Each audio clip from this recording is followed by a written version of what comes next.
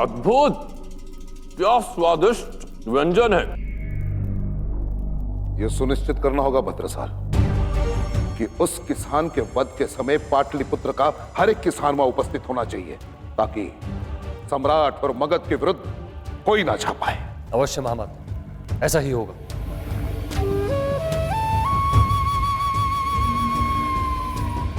महामहिम, क्या आप वध स्थल पर जाना चाहेंगे? नहीं, किंतु उसको यह अवश्य बताना कि आज भोजन में मैंने उसके खेत के प्याज खाए हैं और उसे मेरी ओर से धन्यवाद कहना। जी महामहिम। आप ऐसे नहीं कर सकते सम्राट।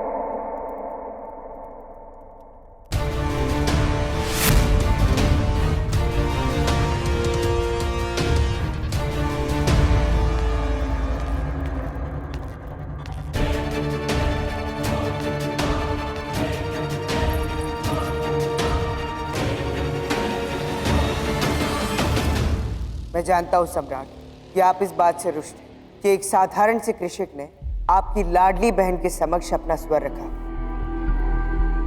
किंतु उस निर्धन के समक्ष और कोई विकल्प नहीं था सम्राट। यदि आज आप उसे मृत्युदंड दे देंगे तो उसकी दरिद्र माँ और उसके बच्चों का क्या होगा? वो लोग तो भूख से मर जाएंगे।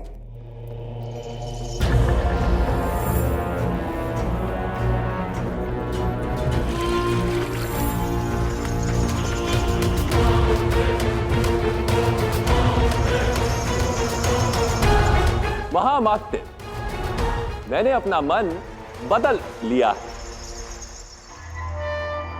अब उस किसान के वध के समय मैं भी उपस्थित रहूंगा और मेरे साथ ये युवक चंद्रगुप्त भी। साधो,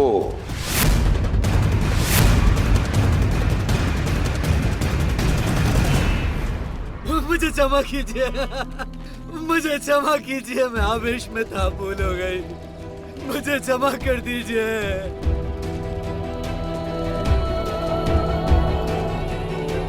मुझे क्षमा कीजिए। आगे आओ चंद्रगुप्त और देखो मेरे एक संकेत पर इस किसान के साथ क्या होता है।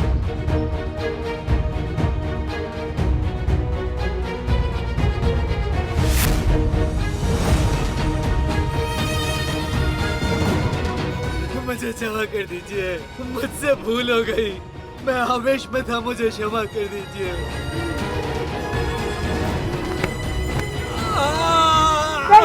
रुक जाओ। बस एक पग सर धड़ से अलग। पिताजी, मेरा पुत्र, उसे मत मारो। मेरे पिताजी को छोड़ दो, छोड़ दो। बचाओ, बचाओ, मुझे क्षमा कर दीजिए महाराज, मुझे क्षमा कर दीजिए, बचाओ, बचाओ। आनंद लो चंद्रगुप्त, मुझे क्षमा कर दीजिए महाराज, मुझे क्षमा कर दीजिए। और उस किसान को भी आनंद लेने दो। बचाओ, बचाओ। किसान को सबसे प्यारी होती है धरती, माटी। मिट्टी में वो अपनी फसल उगाता है और अब इसी मिट्टी में वो एक होने जा रहा है। अब इसका शरीर भी माटी का हो जाएगा।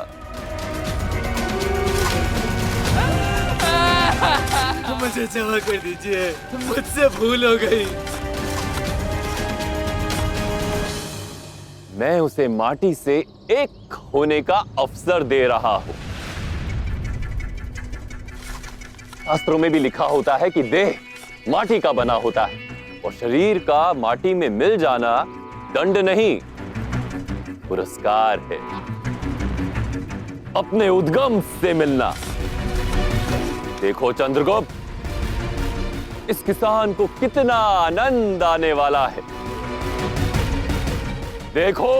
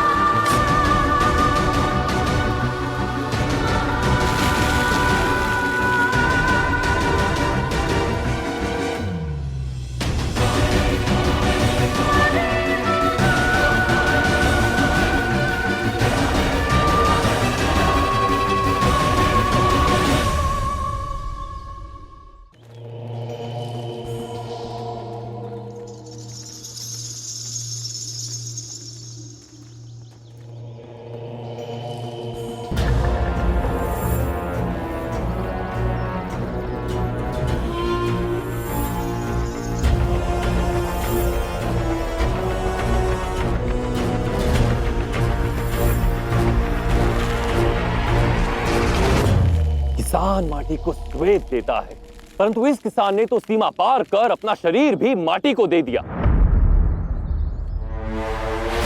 फसल में कीड़ा लगा हो तो उसे जला दिया जाता है, उसके बीजों का बलिदान कर दिया जाता है, किंतु मैं इस किसान के बलिदान को व्यर्थ नहीं जाने दूंगा। अब इसमें जो फसल उगेगी उसमें विद्रोह का कीड़ा नहीं होगा, और जहां विद्रोह ना हो वहां राजा और राज्य दोनों सुरक्षित रहते हैं। सम्राट धनानंद की, सम्राट धनानंद की, सम्राट धनानंद की, सम्राट धनानंद की, सम्राट धनानंद की,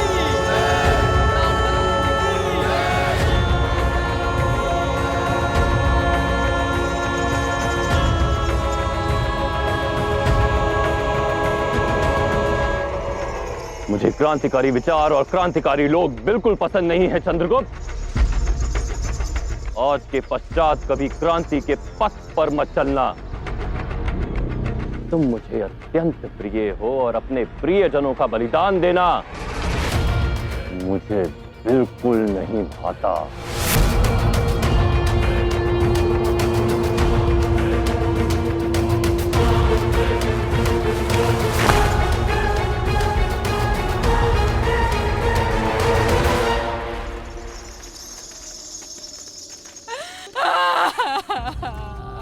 हाय मेरा पुत्र।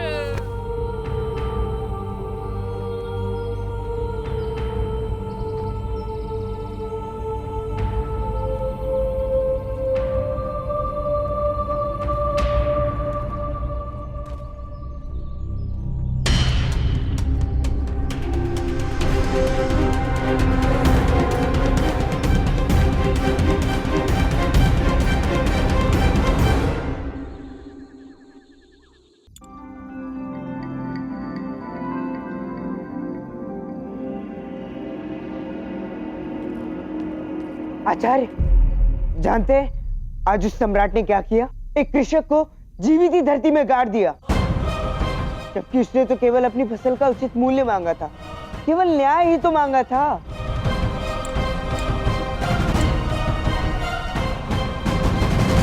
न जाने क्या होगा उसके परिवार का, उसकी वृद्ध मां का और उस पर आश्रित उसकी संतानों का। उनके परिवार से तो मानो जीवन की छती छीन ली गई। उसकी मां ने मुझसे गुहार भी लगाई थी कि मैं उसके पुत्र को बचा लूं, किंतु मैं विफल रहा। ठीक उसी प्रकार जिस प्रकार सम्राट धनानंद ने मेरी आंखों के समक्ष पिपलीवान के राजकुमार को मार दिया था।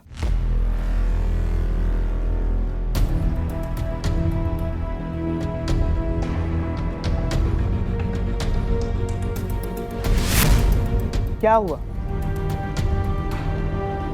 आचार्य, मौन क्यों है आप? बड़ी बड़ी बातें कर रहे थे। देश प्रेम, अखंड भारत, विद्रोह। क्या इस किसान की हत्या के बारे में जानकर आपके मन में विद्रोह नहीं जाग रहा है?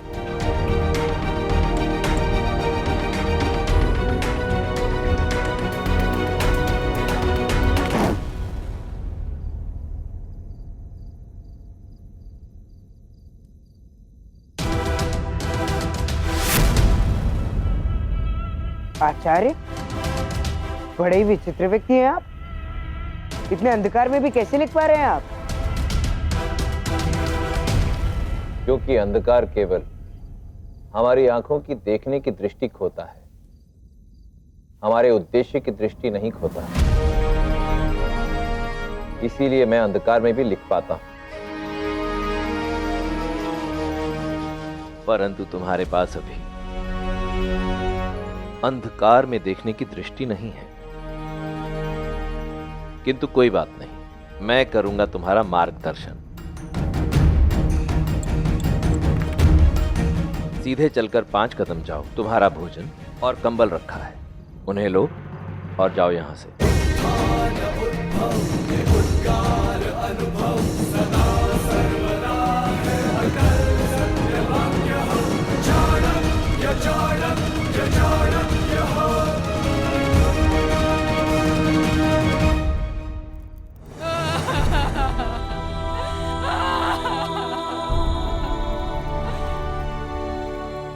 दादी, मुझे भूख लगी है। मुझे क्षमा कर दो बच्चों, मैं आज तुम्हें भोजन नहीं करवा पाऊं। कोई भूखा नहीं रहेगा माई। तुम?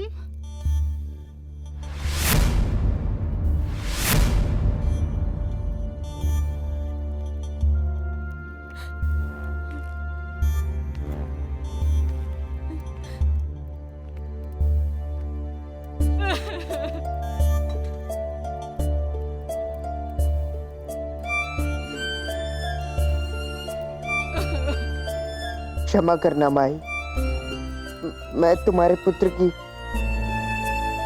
रक्षा नहीं कर पाया।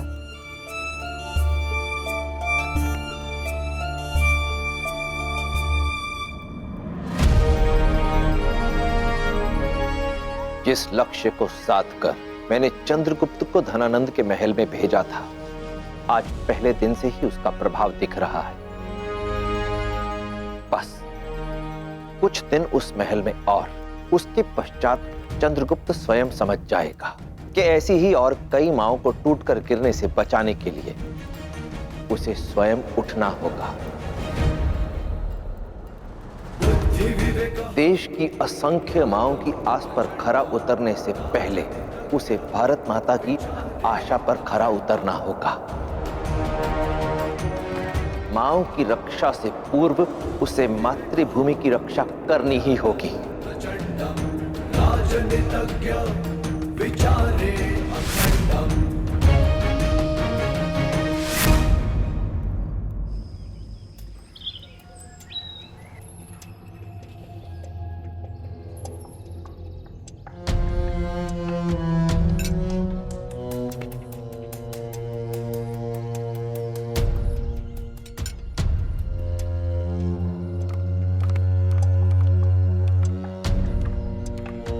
महामहिम की जय हो।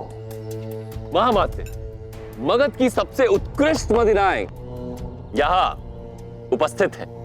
बताइए, इनमें से मगध के विशेष अतिथि के लिए कौन सी प्रस्तुत की जाए?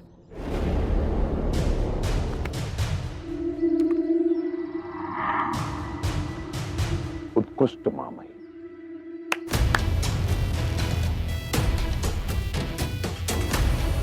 तो आपको क्या लगता है, जो मदिरा आपने अभी अभी ग्रहण की वो सेल्यूकस के लिए सही रहेगी? सेल्यूकस? परंतु दूरधरा पे आक्रमण करने में वो संदिग्ध है, और वैसे भी मेरे गुप्तचर उस पर कड़ी दृष्टि रखे महामहिम। किंतु अब तक सेल्यूकस पर कोई संतोषजनक प्रमाण नहीं मिला है। इसीलिए मैंने ये निर्णय लिया कि मैं सेल्यूकस को आमंत्रित करूंगा और उसका ऐसा भव्य स्वागत होगा जो आज तक ना कभी किसी ने देखा और ना कभी सुना। मैं कुछ समझा नहीं महामहिम। आपको कुछ समझने की आवश्यकता भी नहीं है। सेल्यूकस से संबंधित योजना मेरे मस्तिष्क में सुरक्षित है। आपको केवल ये ध्यान रखना है कि इस विषय में महल में किसी को पता ना चले और हर कोई उसके स्वागत के लिए जुट जाए। ऐसा ही होगा महामहिम।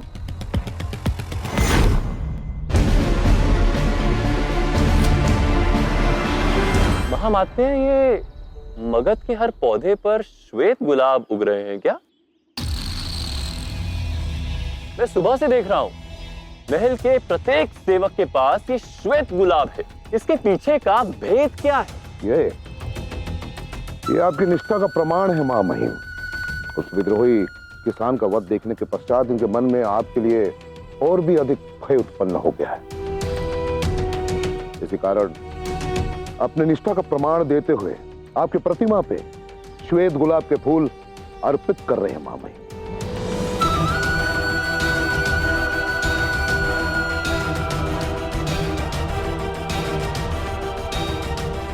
किंतु महामाते, जब मैं यहाँ स्वयं उपस्थित हूँ तो फिर मेरे प्रति अपनी निष्ठा का प्रमाण मेरी प्रतिमा पर क्यों?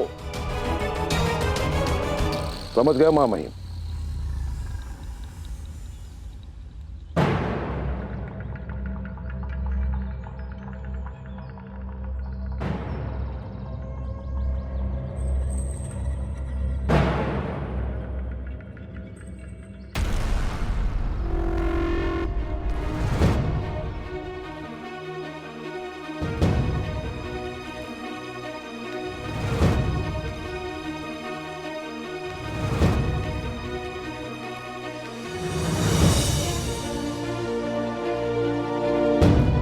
इसीलिए तुम मुझे इतने प्रिय हो युवक। सीख को आत्मसात कर लेते हो।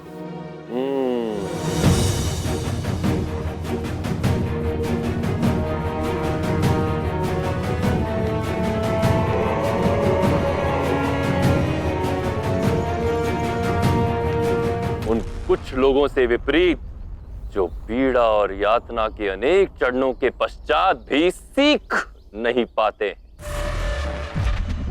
मूरा, तुम यहां क्यों नहीं आ जाती?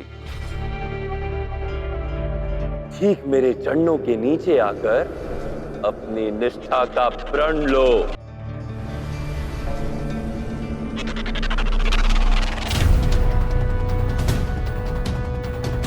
झुकी झुकी दाई मां, शतरानी की आंखें झुकी। कदाचित इसका सारा गर्व और अहंकार इसके पुत्र के साथ भगवान को प्यारा हो गया।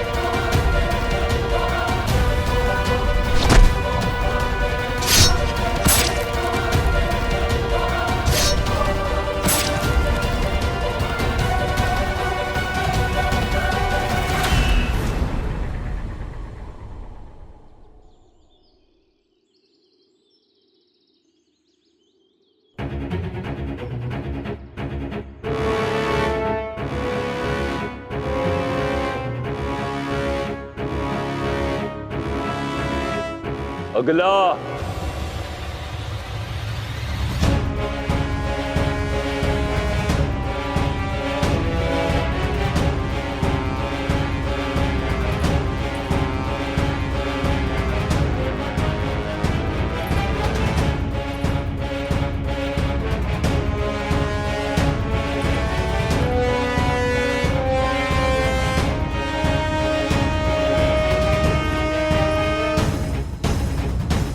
धनानंद माई को इतनी आसानी से क्षमा नहीं करेंगे।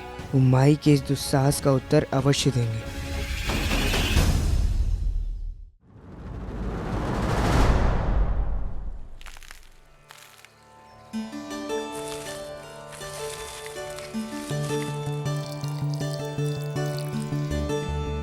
वृक्ष उगाने के लिए सब अच्छे से अच्छे बीज उपयोग में लाते हैं, क्योंकि बीज ही यह निश्चित करता है कि उगने वाला पौधा एक वट वृक्ष बनेगा या कांटेदार झाड़ी।